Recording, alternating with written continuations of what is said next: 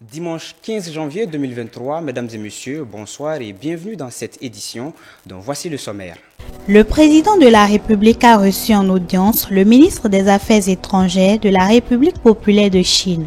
Au cœur des discussions entre les deux autorités, les questions de renforcement des liens économiques et industriels entre les deux pays. 14e messe d'action de grâce à l'intention du Père Dominique Adéhémi, l'un des initiateurs de la fête communautaire Wemekwe. Les détails sont à suivre. En sport, l'Algérie, pays hôte du championnat d'Afrique des Nations 2023, réussit son entrée en compétition par une victoire d'1-0. Voilà pour le sommaire.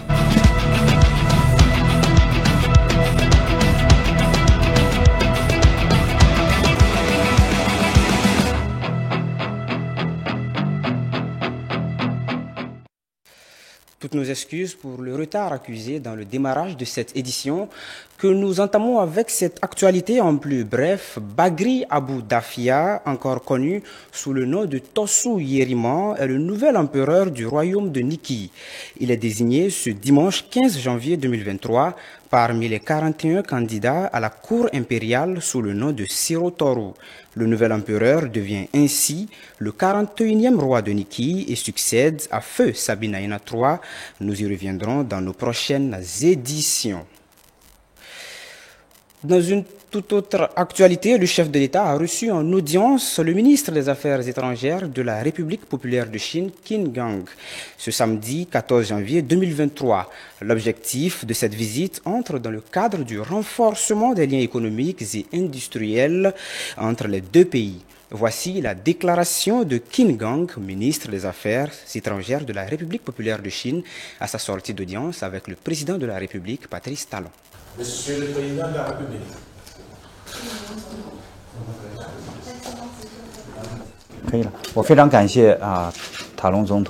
Je exprime tous mes remerciements à son Excellence Monsieur le Président Patrice Talon qui m'a reçu en audience dès mon arrivée ici au Bénin. Nous venons d'avoir un long entretien approfondi et amical et nous avons dégagé une importante convergence de vues, à savoir les deux pays doivent continuer de se soutenir mutuellement et devenir des partenaires qui s'engagent dans une coopération mutuellement bénéfique pour le développement de la nation. J'ai dit au président que la partie chinoise continuera de soutenir le Bénin dans la poursuite d'une voie de développement adaptée à ses conditions nationales et que la partie chinoise continuera de contribuer au développement économique et social du Bénin et que la partie chinoise encouragera davantage d'entreprises chinoises à venir investir et s'implanter au Bénin. La Chine entend travailler ensemble avec le Bénin pour concrétiser ensemble les projets convenus par nos deux parties dans le cadre des 9 programmes de coopération du Forum sur la coopération sino-africaine. Ce sont des projets d'infrastructure dans le domaine manufacturier et dans le domaine de la santé. Il y a également des projets de coopération prioritaires dans nos deux pays que nous devons travailler ensemble pour assurer la mise en œuvre au service du bien-être du peuple béninois.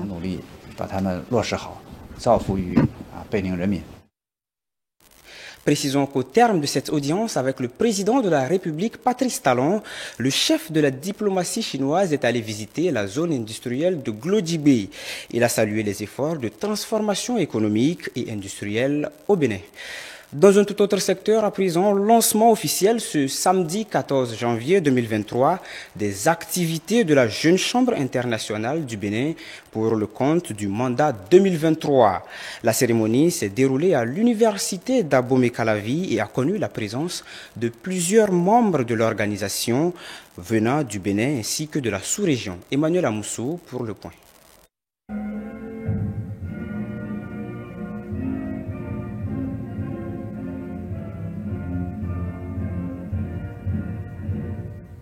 Ils entament leur entrée pour la nouvelle année 2023. Eux, ce sont les membres de la Jeune Chambre internationale JCI Bénin, une organisation bénévole, apolitique et laïque de jeunes citoyens, occasion de dresser les défis pour cette nouvelle année. Cette année 2023 est un nouveau départ. Départ pour la DCI au regard des défis et des mutations. Que nous inspire notre ère?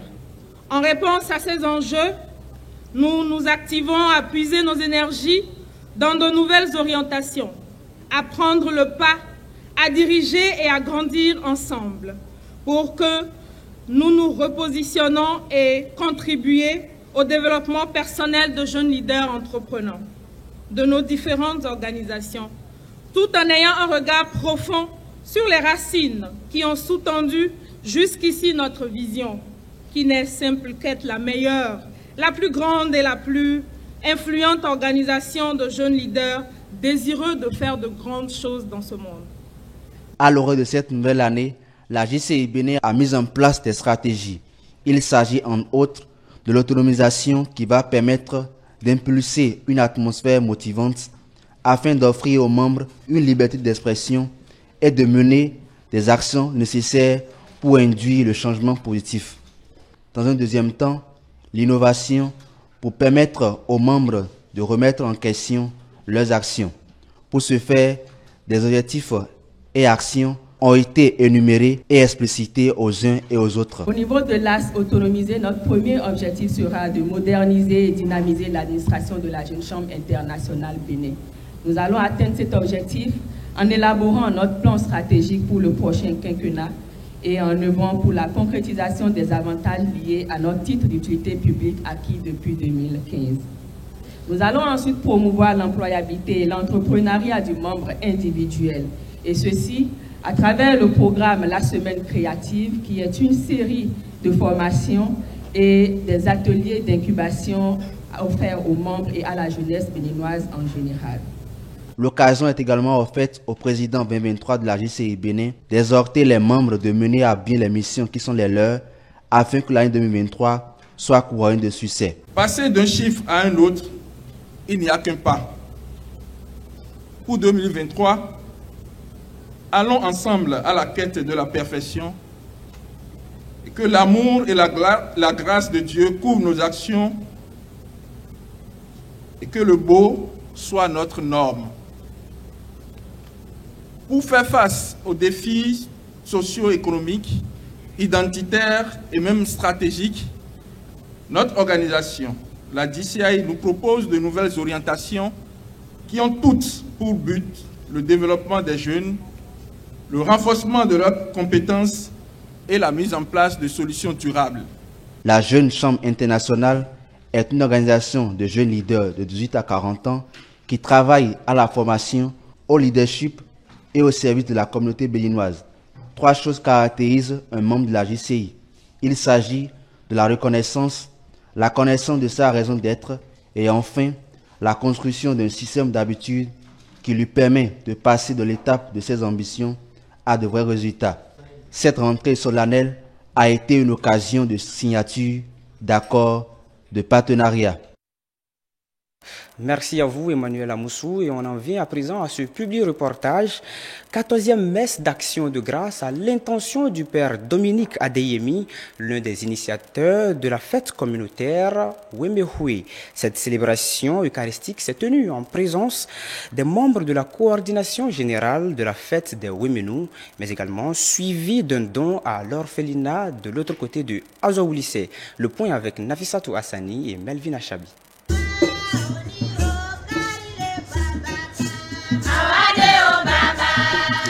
Honoré chaque 14 janvier par une messe d'action de grâce à la paroisse d'Azon-Lissé dans la commune d'Adjoum, le père Dominique Adeyemi est l'un des concepteurs de Wemehwe.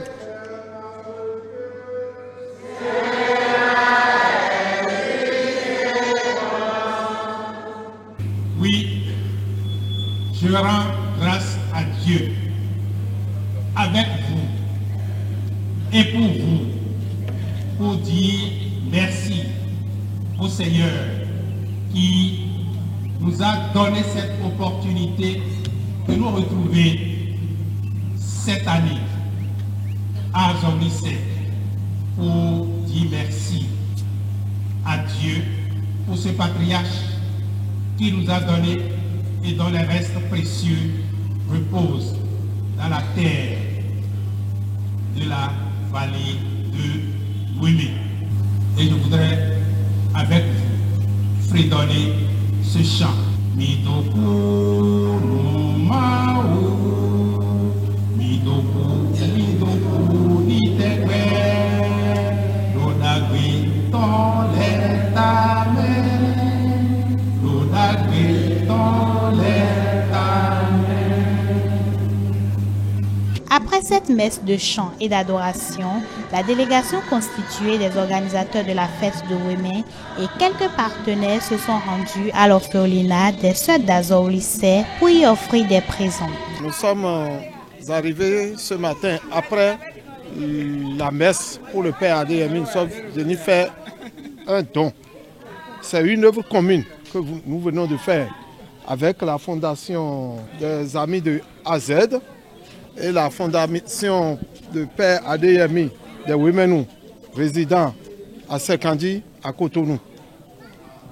Nous avons fait don de vivres et une enveloppe symbolique pour leur permettre de régler les problèmes de scolarité des enfants. Il y a des scolarités non payées et nous avons eu le soutien de nos partenaires de Celtis pour compléter cette enveloppe-là. Ça fait 15 ans que nous nous sommes retrouvés sur cette paroisse pour dire une messe. Et c'est à l'issue de cette messe qu'est né Wéméroui. C'est pourquoi chaque 14 janvier, nous venons à Azur lycée. Cette étape importante de la célébration de la fête des fils et filles de Wémé, prévue pour le 29 janvier prochain, lance les hostilités. On reste toujours avec Nafissatou Ouassani, mais cette fois-ci dans un magazine qui parle du pain tissé Kanvo.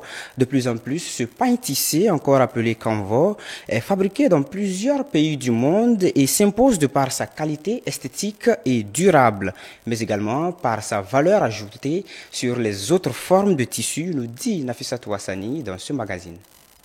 Une étoffe chargée d'histoire. Il est présent dans plusieurs pays dont la Côte d'Ivoire, avec le pain baoulé, au Burkina Faso, avec le Faso d'Anfani, au Ghana, avec le Kenté, au Mali, avec le Bogolan et au Bénin, avec le Kanvo. Il est ancré dans la culture du peuple africain depuis des milliers d'années. Faire valoriser le pain africain, c'est faire valoriser l'Afrique, c'est faire valoriser les différentes cultures des pays qui tissent ces différents pains.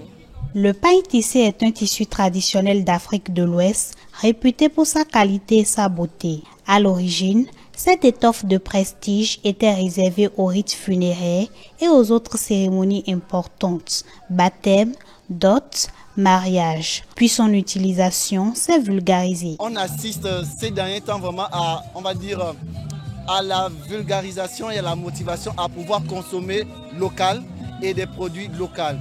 Nous avons des textiles, d'accord, de différentes sortes et le pain tissé fait partie des meilleurs textiles africains à travers la sous-région d'abord. On a le pain tissé du Togo, du Bénin, du Sénégal, du Ghana, du Nigeria. Dans certaines traditions, le pain tissé est utilisé comme un talisman. Il protège le nouveau-né à la naissance. Il orne le chemin des nouveaux mariés et le défunt emporte avec lui tous les pains tissés accumulés durant sa vie. Mettre donc en valeur ces tissus permet de faire découvrir les différentes richesses que regorgent ces pains. Au départ, tout va d'abord de la culture. Et nous, en tant qu'Africains, nous devons valoriser les produits que nous vendons. Donc, il nous revient à nous de porter d'abord ce que nous produisons afin d'attirer les regards extérieurs, afin de pouvoir ouvrir une brèche vers le regard extérieur. Charlemagne Andoche Amoussou, directeur d'entreprise de mode, expose les raisons qui poussent aujourd'hui à la valorisation des produits et tissus locaux. Nous avons constaté que nos tisserands tissent de très beaux tissus, mais malheureusement, ce n'est pas assez mis en valeur. Comme cela se doit, on se dit, on ne va pas attendre. Faisons le pas, montrons ce qu'on peut faire avec le pain tissé. Le pain tissé assez doux, assez léger, que nous avons aujourd'hui, qui est fait avec du coton du Bénin, qui pendant longtemps est resté tenu 100% traditionnel. Et pour nous, le Kanvo du Bénin, qui est fabriqué avec le coton du Bénin, nous ne pouvons pas faire mieux que de faire la promotion de ce coton. Fabriqué entièrement à la main par des maîtres tisserands, sa réalisation nécessite patience et effort. Le mettre en valeur représente un atout majeur pour l'économie des pays fabricants et présente de nombreux avantages. C'est un véritable marché. L'Afrique, c'est 52 pays, c'est près de des centaines de millions de consommateurs. Utiliser les produits locaux, ça veut dire quoi? On va utiliser de la main-d'œuvre locale. On va pérenniser les techniques de tissage parce que vous savez, nous on a l'oralité comme principe de transmission de connaissances. Donc ce sera du savoir à travers les écoles de mode et de stylisme qui essayent de naître un peu partout en Afrique. Donc ce sera aussi encore ce côté de préserver notre technicité au-delà des différentes ethnies. Comme vous pouvez le savoir, la manière de tisser un pagne traditionnel au Gabon, au Congo ou au Bénin est différent. Et donc c'est vraiment un plus. Et d'autre part aussi, montrer aux yeux du monde que nous avons notre savoir-faire qui est là et qui est peut-être même plus avantageux que les autres. Il en existe différentes couleurs et derrière chaque motif se cache un message culturel. Contrairement au tissu ordinaire, le pagne tissé est solide et se garde longtemps. Voilà, le pagne tissé, une richesse à faire valoir. Merci à vous, Nafissatou Hassani, pour cet élément.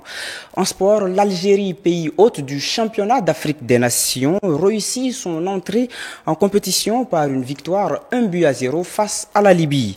C'était au cours de la rencontre inaugurale de la dite compétition, disputée le vendredi 13 janvier 2023 au stade Nelson Mandela d'Alger. Suivez dans cet élément le compte-rendu des 4 premières rencontres de cette compétition disputées ce week-end dans cet élément.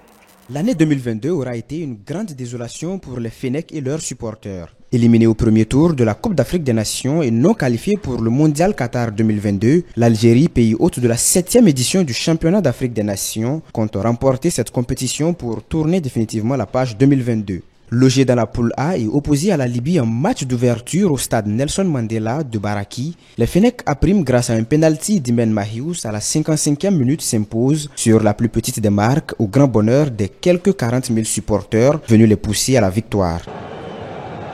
Oh, it's a poor back pass here, and that's going to be a penalty. Indeed, Amougile Tom points to the penalty mark. He had no hesitation, and Majid Bouguera gets to celebrate. Can he score the opening goal of the African Nations Championship? Indeed he can. Majid Bouguera looking overly relaxed.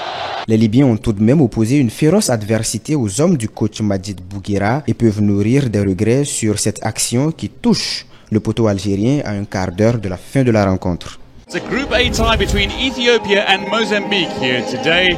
The early kick. La deuxième rencontre de cette poule A a opposé l'Éthiopie au Mozambique ce samedi 14 janvier 2023 sur la même pelouse du stade Nelson Mandela. Score nul et vierge au terme des 90 minutes plus temps additionnel dans un match dominé en partie par les Walias qui à chaque fois ont manqué de réalisme. Ce résultat fait les affaires de l'Algérie qui se positionne premier au classement avec 3 points, se rapprochant ainsi du prochain tour avant la deuxième journée qui aura pour affiche le mardi prochain Mozambique-Libye et Éthiopie-Algérie.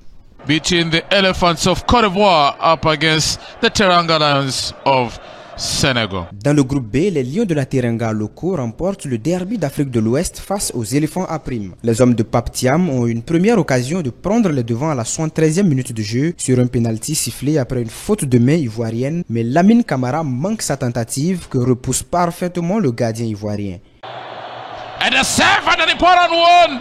And so, Ayayi Charles Foley keeping Côte d'Ivoire in the game. Pas de quoi décourager les Lions de la Teranga qui, malgré tout, vont finir par prendre les devants dans la foulée grâce à Moussa Ndiaye, entré en jeu et buteur sur un excellent coup franc tiré par Camara, renvoyé par le poteau. Le Sénégal, grâce à ce résultat, prend seul les commandes du groupe B, et ceci après le match nul et vierge entre la République démocratique du Congo et l'Ouganda, adversaires du même groupe un peu plus tôt.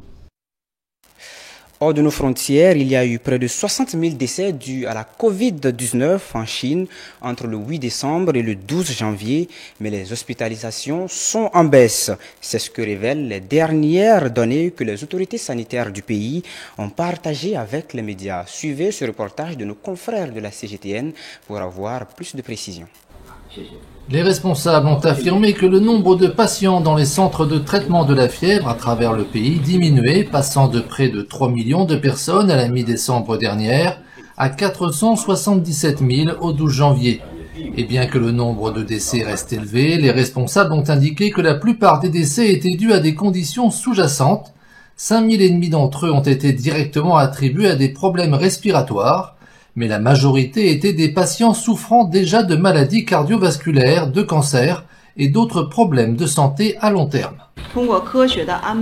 Les chiffres des régions rurales et des zones urbaines sont similaires en ce sens qu'ils sont tous deux en baisse après avoir dépassé le pic. L'âge moyen des personnes décédées est de 80 ans, un chiffre qui montre que les personnes âgées sont toujours parmi les plus vulnérables face à la maladie. Elle continue à représenter la majorité des patients hospitalisés présentant des symptômes graves. Le 5 janvier 2023, le nombre de patients positifs à la Covid dans les hôpitaux chinois a atteint un pic de 128 000 personnes.